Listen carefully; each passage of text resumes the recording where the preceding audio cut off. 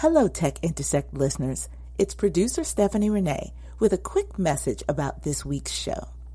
In case you missed the big announcement, writer-educator Misha Da Vinci has named Tech Intersect as one of the top 20 Web3 podcasts of 2022. The episode named specifically, which originally aired as number 109, featuring Professor Evans' conversation with Professor Michele Neitz, educating regulators, lawmakers, and stakeholders about blockchain and social good, is what we're airing as this week's Spotlight. Listen, learn, and understand what the experts are raving about. And tell all your friends to get in on this too.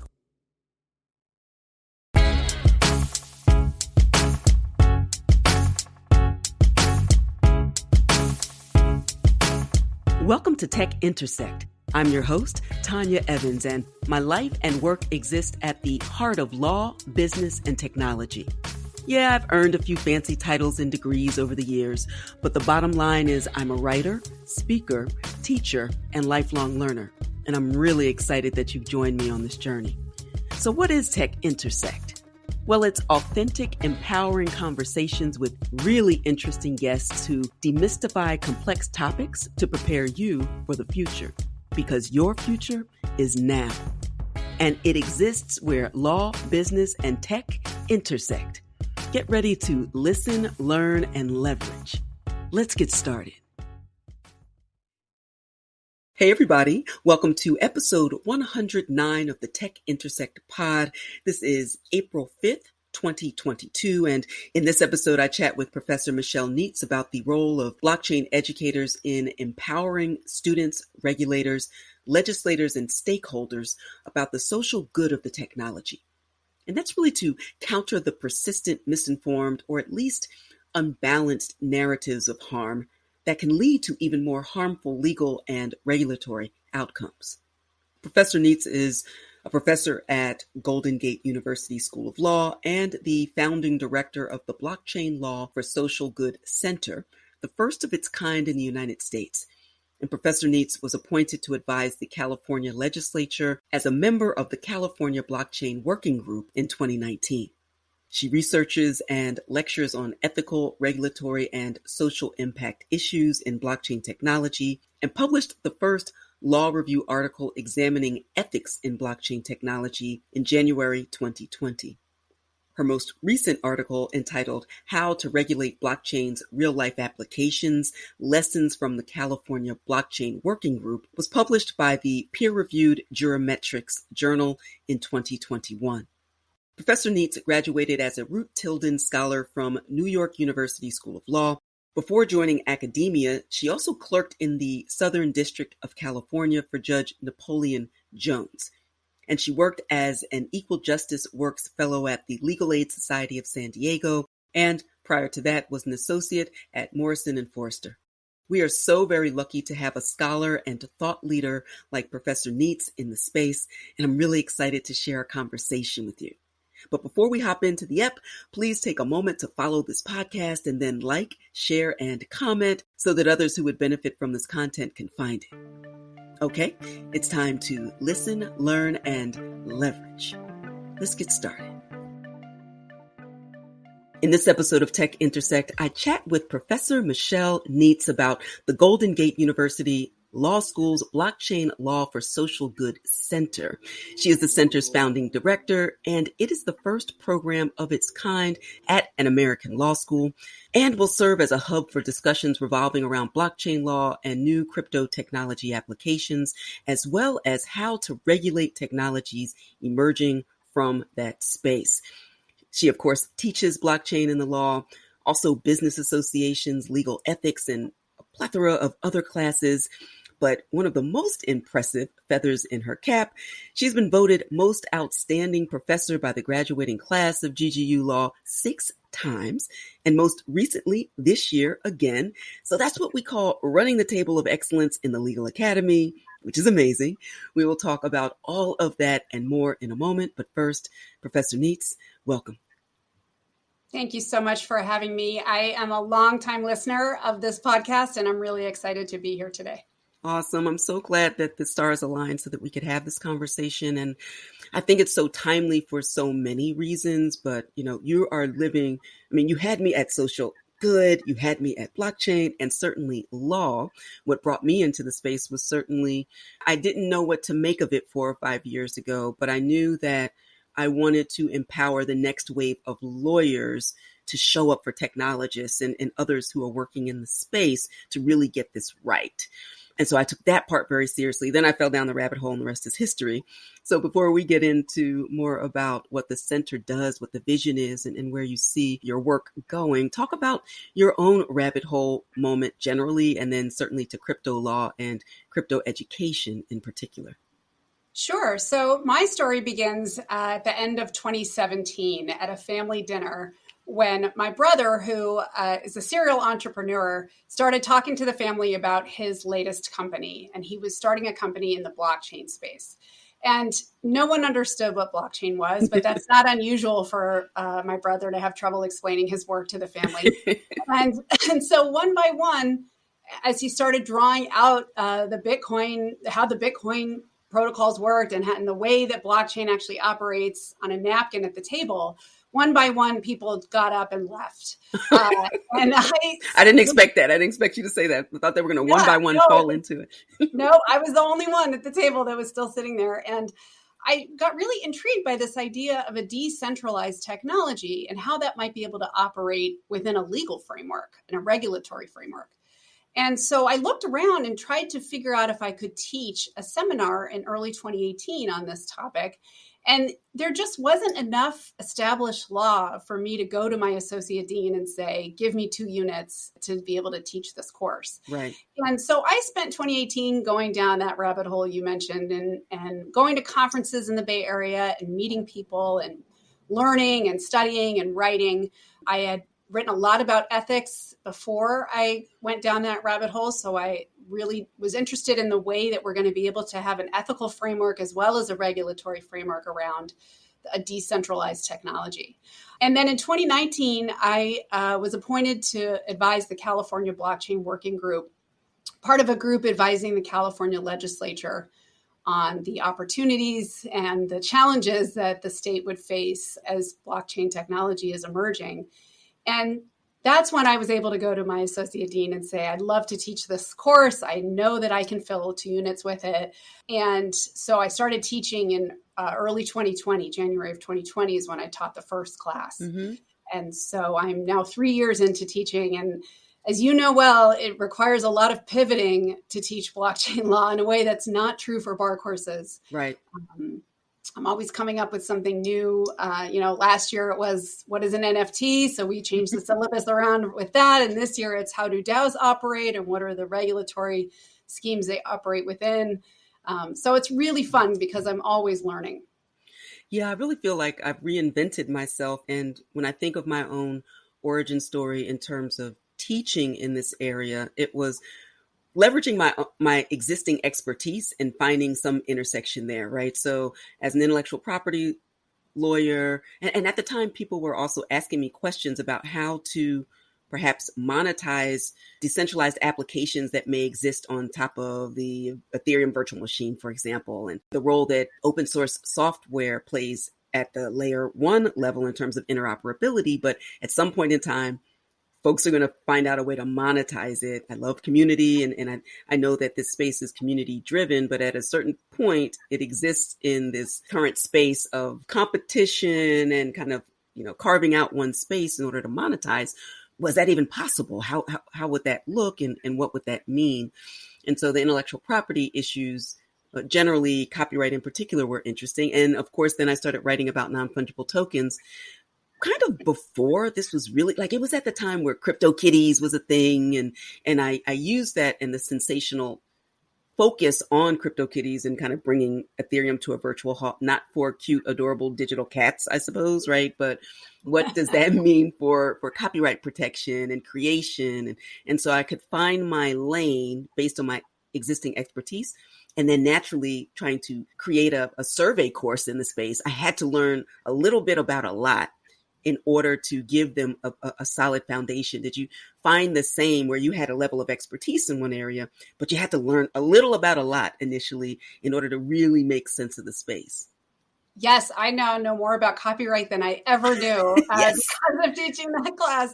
But I have a very strange teaching package. I worked at Morrison and Foerster and the Legal Aid Society before coming to law school. So I also teach business associations and poverty law. And so I think that's what made it fun, is that I've been teaching the same securities laws since 2006. We, as the Legal Academy, has been teaching those laws since 1933 and 34. Right. And the idea of being in a space where we can take what we've learned from those existing expertise areas and build a new laws and a new regulatory scheme that will fit the modern society was really attractive to me. It was a really big part of why I was so excited to advise regulators about it. Absolutely. So you jump into the space and you conceive of this idea of the center. Talk to us about the origins of the center and moving from teaching a course and informing it, obviously, with all the other disciplines in which you teach, to deciding, I'm going to throw on my director's cap and do this thing. It's going to be this amazing center. It's going to be funded, bada bing, bada boom. How does, how do you go from the origin of that idea to the fruition of this amazing center? Well, thanks. It's actually kind of a straight line.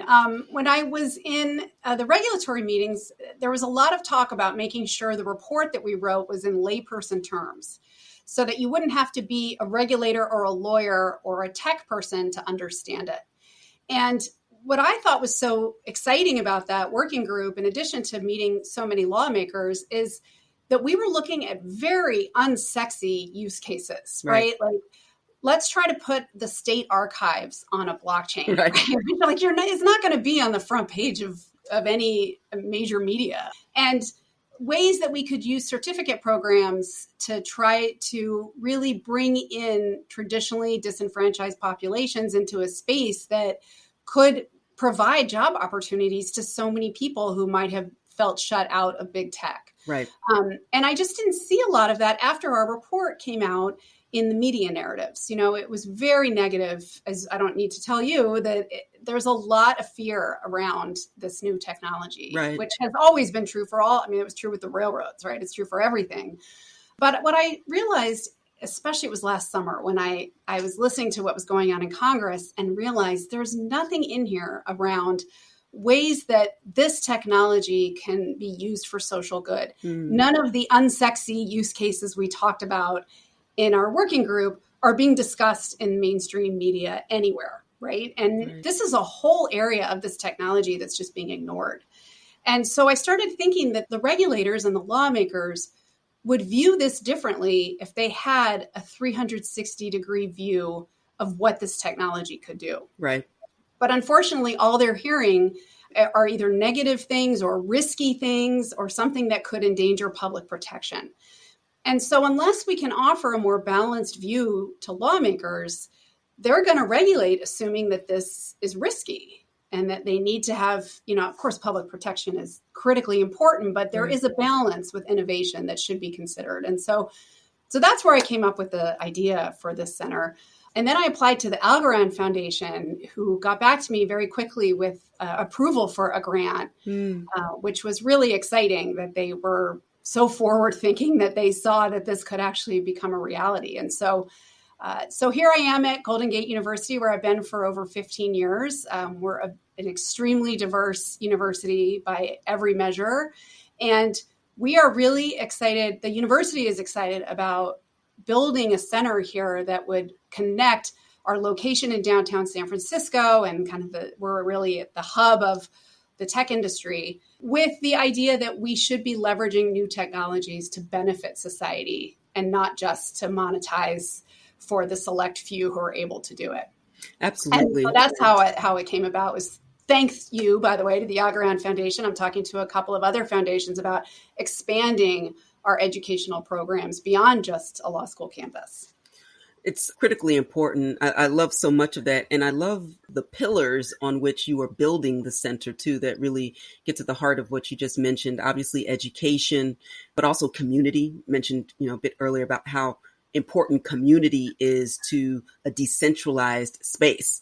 But for a community, there'd be no coin or token that takes off. There'd be no DAO or DeFi project that was worth its weight in Satoshis, unless there was a community-driven focus, right? But then also the research and policy, which is critically important as we think of the legislative and the regulatory framework within which this nascent technology is developing, right? So this idea or the focus on like a cohesive approach to training lawyers and lawmakers, among other stakeholders in the space, is ultimately going to be so beneficial to the space. Have you had any reluctance on the part of lawmakers, regulators? I know it's relatively new, but you had to do a lot of groundwork. The fact that your doors are open 2 months ago does not mean that's when you started, right? So you had to, Very true. right? You had to engage in those conversations. So what was the process of even getting others who are skeptical at best to engage in this conversation? Well, what surprised me is that regulators are very excited, and lawmakers. So I've talked to folks in Congress. I've talked to state Senate offices. I've worked with the California agency. California has an Office of Financial Tech Innovation that reached out almost immediately. The deputy commissioner there is one of our alums. Next week, I'm doing a training for the executive staff of the California State Controller's Office. And these are folks, these agencies, as I'm 2 months into this, I'm realizing are a lot of the ones making the real policy decisions, right? But they're not in the news anywhere. You're not going to hear, they're not going to be, having their hearings televised or anything like that. Right. And what I'm finding is that folks are really excited to learn from a neutral source. So what we can offer to government agencies and lawmakers is a free training that's not biased in any way. Right. I am never going to tell them to not regulate, right? I'm a lawyer. I was a poverty lawyer. Like, we need to be considerate of public protection. But I'm also going to tell them, you don't want to throw the baby out with the bathwater here. Right. And you risk throwing out a technology that could have real benefits for members of society, as I said, who have traditionally been excluded, if you're so focused on public protection that you don't allow people to innovate. One of the funny parts of this is that I was ready to do, for all of these offices, I'm ready to do a very kind of, really drilling deep type of training, really focused on whatever they need us to focus on. Right. And instead, I'm being asked to do blockchain 101. Right. I'm doing a blockchain 101 next week for our campus community. And what folks need to know is, what is it? Right. So they've asked me to cover what, instead of like, here are all the areas we're exploring, and it's more, what is blockchain, right? What are decentralized technologies, and how can we use them? And so I feel that I'm on the first round of trainings with a lot of these agencies. That's not true for all. I met with the CFTC. They're doing a really interesting white paper, and they're pretty far advanced in their thinking. But for a lot of the local and state agencies who are very eager to learn about this, we need to begin at the beginning. Absolutely. And the next training will be, okay, let's think about what your office does and how we can tailor this technology. And here are some use cases that would be helpful to you.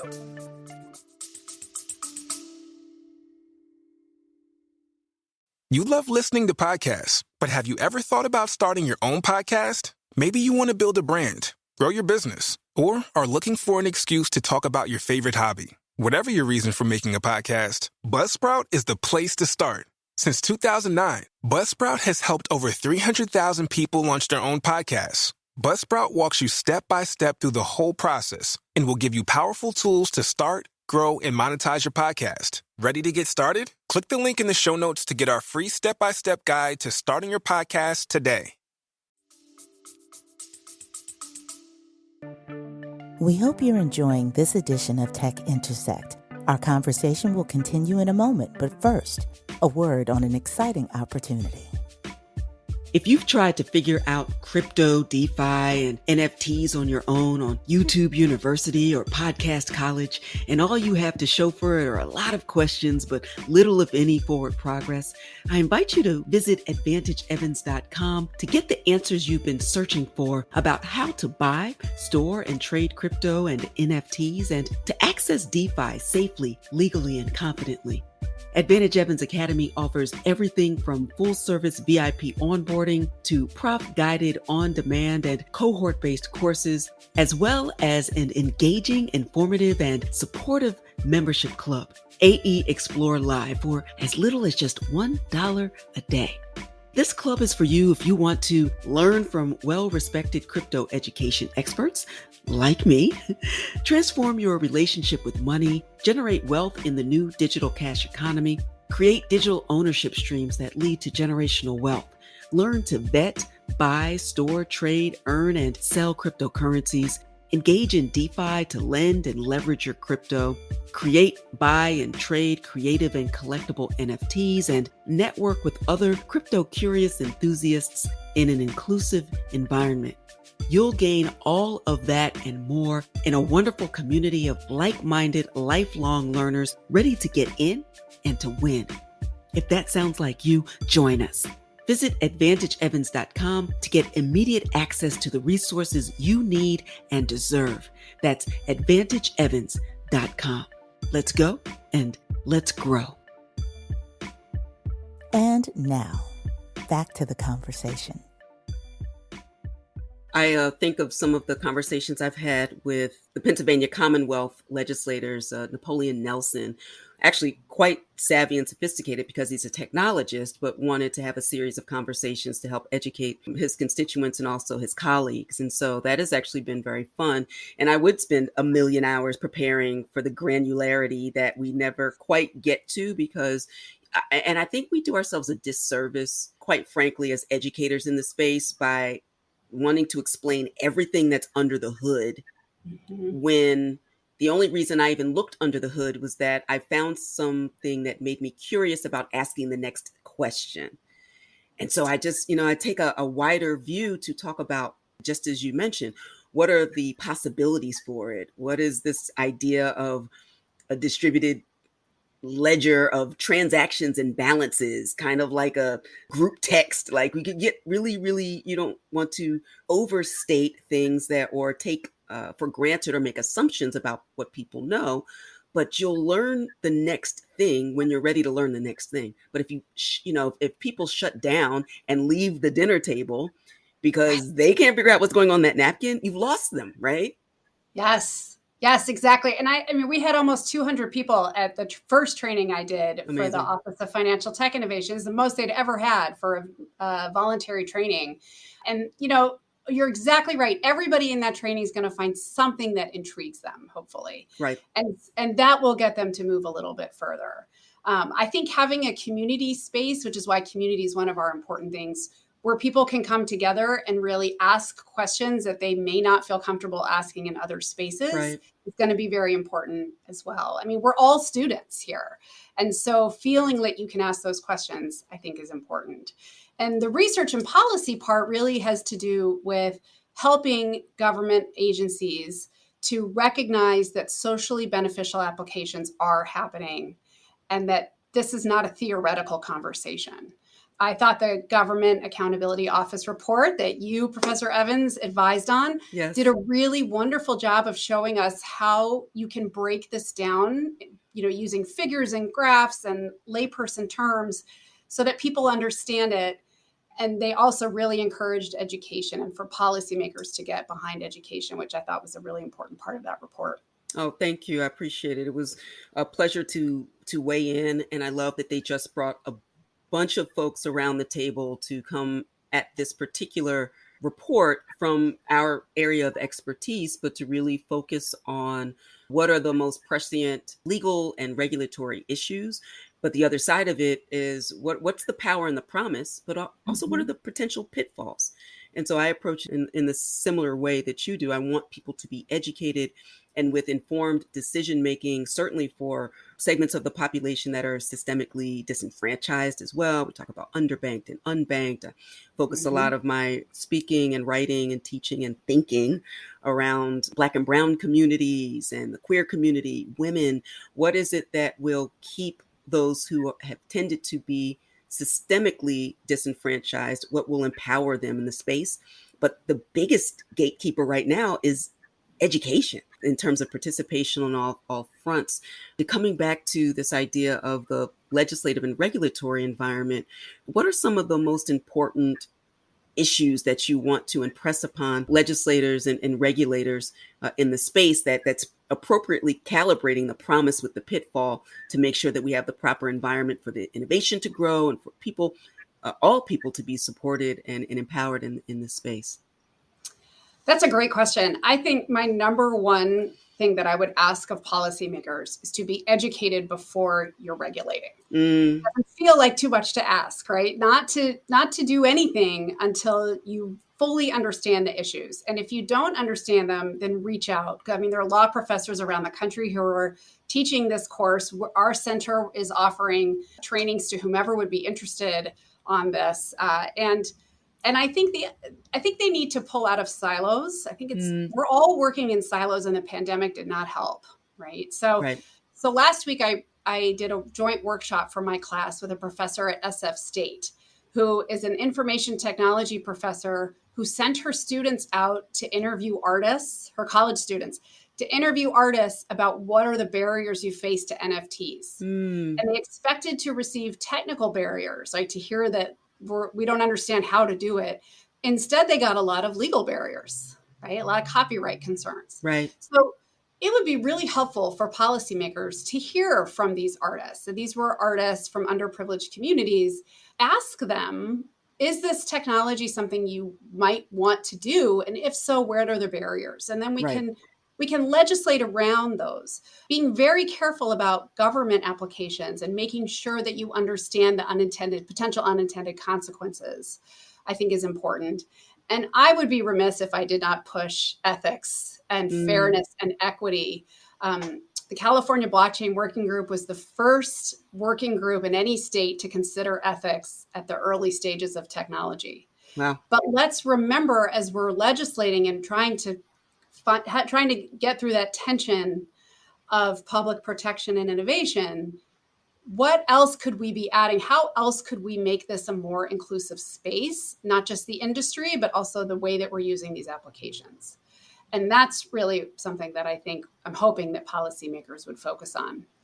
I will give them some credit in the sense that this space is developing so quickly that the idea, when I was interviewing people in 2019, everybody was saying, please have uniformity. California, please work with New York, work with Wyoming, work with Texas, work with these different states to try to give us a uniform system so that in-house counsel does not have to hire 50 people for 50 states, right? Right. And instead, what's happened is it's been a real race, right? And so the state, I've been asked by regulators, like, is there any chance that we could cooperate with another state? And I said, there's always a chance you could cooperate. But the question is, like, Wyoming is not going to slow down so California can catch up, right? Right. And so it's going to be, let's get interagency cooperation at the federal level. That's what I'm asking for. That feels like a much more achievable goal than uniformity across states. But at least if we had a clear federal framework, we would be able to do so much in terms of attracting talent, retaining talent, and making sure this is an inclusive space. Really, really important. The work is so important. I'm so glad that you are doing this and bringing all of the various constituencies to the table to operate from the same source of information, maybe a single source of truth. I don't know. I've heard something like that before. One additional thing I wanted to ask you about is there's a decided and persistent anti-social good narrative around the technology. Obviously, as a matter of environment, and I don't poo-poo any of this, but I think it's just a strong and persistent narrative and this counter narrative to the idea of social good. When if you reading the white paper, if you're going to wonk out on that, the Satoshi white paper really is grounded in social good. I don't have to search for utility and social good because that was the origin, even before digital money before that. But what is your answer to that, or as you focus and develop the various educational tools to highlight some of the social good? What are some of those issues and areas of utility that you must talk about? So I was told early on by a law professor, I think you're going to find it's just blockchain for social bad. And I thought, wow, I have a lot of work to do. This is a very educated person who's telling me this, right? Right. And so you're absolutely right that the narrative is very negative. And so what we're trying to do is introduce policymakers, students, lawyers, members of the community. I'm hoping to expand to community colleges and train professors there. Really try to introduce them to the fact that there are these use cases already being developed. So you mentioned environmental concerns and sustainability concerns. So we profiled a company in our Tuesday Project Spotlight posts called Veritree that is using blockchain to ensure that people who are doing conservation efforts like tree planting efforts, that money is actually going where it's supposed to go. Right. The one that folks always talk about, of course, are the digital identity applications in refugee camps and international refugee camps and the ways in which that has made things easier for them. But I had a federal legislative aide say to me, all I hear about are social good, and then there's nothing that actually is working. And so there's another example of like, we need to educate, right? We need to be profiling. We're doing another one tomorrow. We're doing this every Tuesday. We're profiling. Some are late stage startups, right? That are just getting going, or even earlier stage startups, to show the creative applications that are being developed. They're not all going to work, right? But that's okay. The spirit in the entrepreneurial community and decentralized technology is to try to make the world a better place to be. And so I think that if folks see that spirit, they will understand that this is not a get rich quick scheme. I mean, of course you're going to have fraud. Of course you're going to have get rich quick schemes. Of course people are going to hack and steal and all of that. But the truth is that there's a larger kind of more silent opportunity happening in this space that's not getting airtime around ways that you're going to be able, to improve the climate. For example, KlimaDAO is doing really exciting stuff related to carbon credits, but I haven't read about KlimaDAO anywhere, right? And so that's what we're trying to do, is to bring those sorts of projects up front and kind of sprinkle some of that throughout the trainings that we're doing, so that people know that there are entrepreneurs working to create these socially beneficial applications. I'm really excited about that. It is what the space needs now. Again, neither you nor I have a dog in the fight per se, except that we want people to engage in the technology and be curious and to be supported by the proper and right information. Just the facts. What you do with it is another matter altogether. But if we're operating from, at least this is the baseline for education for opportunity, and we have some work to do to ensure that it works in the way that it should. But I think we have an amazing opportunity with this technology to do some of the things we thought were probably going to be possible in the Web 2.0 world, but we've seen the reality of the decided focus on silos and centralized power, quite frankly, that often is more powerful than individual governments, which is not at all what the conversation was leading into Web 2.0. We have an opportunity with this technology, and I want to make sure that we get this right. And so with great educators and thought leaders like you in the space, I think we're well on our way. Please tell folks how they can learn more about you and your work, and certainly about the center. Yes, so we are the only blockchain law for social good center in the United States right now. So you just have to Google that and you'll find us. I'm also, I'm on Twitter as Prof. M. Neitz, N is in Nancy, EITZ on Twitter. I'm on LinkedIn. I welcome folks to find us. Our center also, the BL4SG Center, and at BChain Law SG on Twitter and LinkedIn. So we're definitely around. We being me and a few students and my part-time associate director right now, but we're really hoping to expand and try to get this training out, because the socially beneficial aspects of Web3 are not going to happen without mass adoption. Right. And mass adoption is not going to happen without education. Well said. We will leave it there. Thank you so much, Professor Neitz, for this time. This is the first, but not the last, and I will see you over on Twitter very, very soon so we can continue the conversation. And it's a joy to be in this space with you. And I look forward to the future because of you. Thanks so much. This is so fun. And thanks for all that you're doing too, Professor Evans, to really spread the word. Many thanks to Professor Neitz for sharing her work and vision in highlighting the beneficial aspects of social good in the crypto ecosystem to counter and bring balanced perspective to the persistent narrative of social ills associated with cryptocurrencies, NFTs, DAOs, and DeFi. The center is grounded in 3 essential pillars of education, community, and research and policy. And the center's mission is to offer the first cohesive approach to training lawyers, lawmakers, and others about the numerous socially beneficial use cases of blockchain technology. Of course, legislators and regulators are an essential part of the discussion about the legal and regulatory framework within which this technology and these assets continue to mature. The blockchain ecosystem might be decentralized by removing traditional gatekeepers, but the new gatekeeper is really education. And that's why Professor Neitz's work and the Blockchain Law for Social Good Center is so very necessary and really important to empower the next wave of lawyers, legislators, and regulators to make well-informed decisions about the future of work and wealth and creativity and beyond. Before we sign off, please take a moment to like, comment, and share this episode and this podcast with your networks.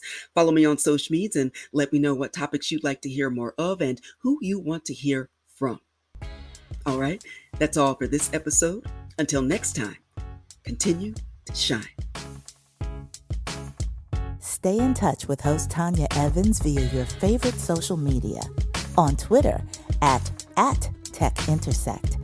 And on Instagram via the handle TechIntersect. This podcast has been produced by Stephanie Renee for Soul Sanctuary Incorporated.